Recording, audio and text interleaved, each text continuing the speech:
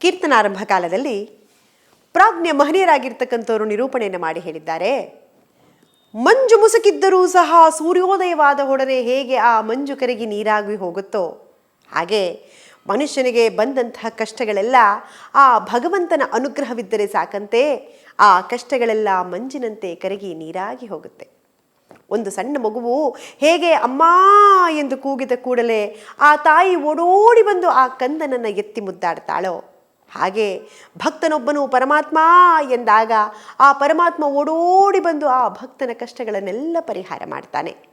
ಇದಕ್ಕೆ ಹೇಳೋದು ಅನುರೇಣು ತೃಣಕಾಷ್ಟ ಪಿಪೀಲಿಕಾದಿ ಬ್ರಹ್ಮಪರ್ಯಂತರವೂ ಆ ಭಗವಂತನೇ ವ್ಯಾಪಿಯಾಗಿದ್ದಾನೆ ಅಂದಮೇಲೆ ಈ ಲೋಕದಲ್ಲಿ ಒಂದು ಸಣ್ಣ ಹುಲ್ಲು ಕಡ್ಡಿ ಅಲುಗಾಡಬೇಕಾದರೂ ಆತನ ಆಣತಿ ಇದ್ದರೆ ಮಾತ್ರ ಸಾಧ್ಯ ಎಂದ ಮೇಲೆ ನಾವ್ಯಾಕೆ ಸುಮ್ಮನಾದರೂ ನಾನು ನನ್ನಿಂದ ನನ್ನದು ಅನ್ನುವ ಭಾವನೆಯಲ್ಲಿ ಇರಬೇಕು. ಭಗವಂತ ಎಲ್ಲ ನೀನು ನಿನ್ನದು ಎಂದಾಗಲೇ ಈ ಮಾನವನ ಕಲ್ಯಾಣ.